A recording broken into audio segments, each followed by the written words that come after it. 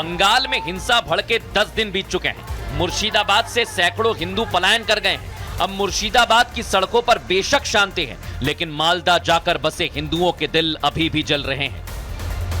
उनके सीने से न्याय की पुकार उठ रही है। वो तस्वीर सोते जागते उनकी आंखों के सामने है। भीषण गर्मी में वो अपने घर को छोड़कर कैंप में रह रहे हैं। छोटे बच्चे और बुजुर्ग साथ हैं, लेकिन ना उनके सिर पर अपनी छत है, ना वो सुकून जो अपने घर में आता है। दीदी की सरकार सो रही है। दीदी को हिंदुओं का दर्द दिखता ही नहीं है। न सीएम ममता बनर्जी ने और ना ही उनकी सरकार के किसी नेता ने अब तक शरणार्थी बनकर रह रहे हिंदुओं से मुलाकात की, इनकी पीड़ा को जानने की कोशिश की। बस टीएमसी सरकार वहां कुछ कर रही है तो वो है वोटों की राजनीति।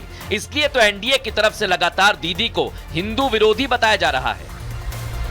पश्चिम बंगाल की मुख्यमंत्री सुश्री ममता बनर्जी उस सेकुलरिज्म के नाम पर एक प्रो मुस्लिम पॉलिटिक्स करती है। मुस्लिम वोटों के लिए वो एंटी हिंदू स्टैंड लेती है।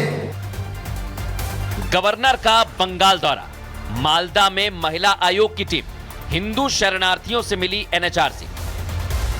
ममता सरकार को बेशक इन हिंदुओं की सुध नहीं, लेकिन हिंदू शरणार्थियों से मिलने गवर्नर से लेकर महिला आयोग की टीम और एनएचआरसी की टीम पहुंच गई। राष्ट्रीय महिला आयोग के अध्यक्ष विजया राहतकर ने अपनी पूरी टीम के साथ हिंदू शरणार्थियों से मुलाकात की, उनसे बातचीत की। कुछ महिलाएं विजया राहतकर को अपनी पीड़ा बताते हुए गले लग गईं और रोने लगी। एनसीडब्ल्यू की टीम ये पता लगाना चाहती है कि हिंसा के वक्त अगर महिलाओं का उत्पीड़न हुआ तो उस पर कार्रवाई की जाएगी। अगर कुछ गलत होता है और महिलाओं के साथ अगर उनका उत्पीड़न होता है तो सबसे पहले राष्ट्रीय महिला आयोग उसका संज्ञान लेता है। राष्ट्रीय महिला आयोग अपने अधिकारों के दायरे में जरूर उन महिलाओं के साथ न्याय करने के लिए हम कदम उठाएंगे।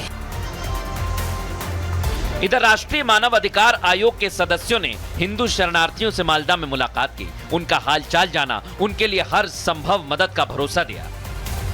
टीम रिलीफ कैंप में जाकर के दौरा कर रही है और ये देखने की कोशिश कर रही है कि जो शिकायत हमको मिली थी, कई सारे हिंदू परिवारों को वहाँ से पलायन करके दूसरी जगह सुरक्षित जगहों पे पनाह लेनी पड़ी है। तो इस पूरे मामले में विक्टिम से मिलकर उनकी बात समझ कर के टीम आएगी और फिर टीम की जो फाइंडिंग्स होंगी, जो रिपोर्ट्स होगी, उसके अनुसार आदेश किया जाएगा। इधर राज्य के राज्यपाल आनंद बोस भी हिंसा पीड़ित हिंदुओं से मिले।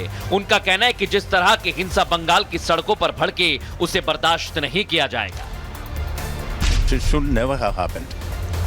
But the specter of violence is showing its ugly head on and off in Bengal in various places, on the streets of Bengal in many places. This kind of cult of violence can never be tolerated at all. Plan of action to take it in a mission mode.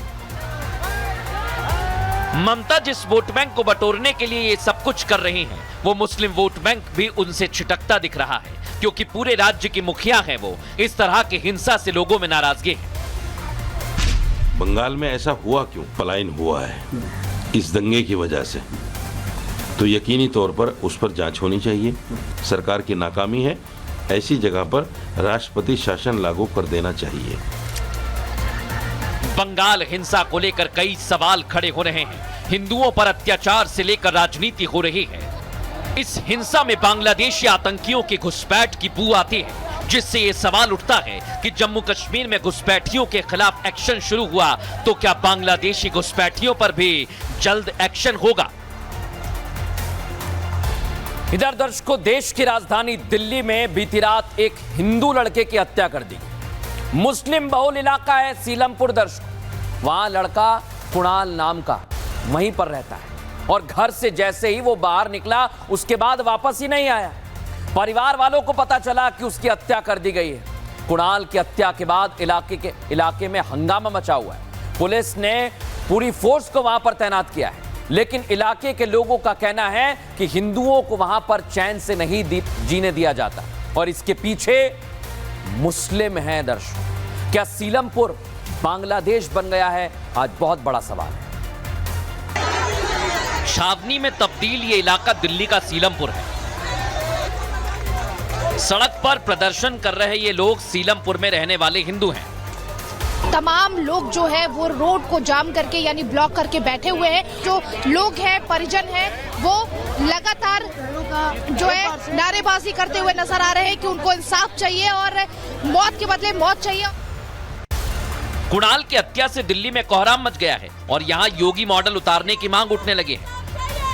इनका main target यही है कि ये यहाँ से अपने घर छोड़ कर जाएं, यहाँ से बेच के जाएं। हमारी पूरी सुरक्षा होनी चाहिए, पुलिस यहाँ पर रहनी चाहिए, फांसी की सजा होनी चाहिए या उसका इनकाउंटर होना चाहिए।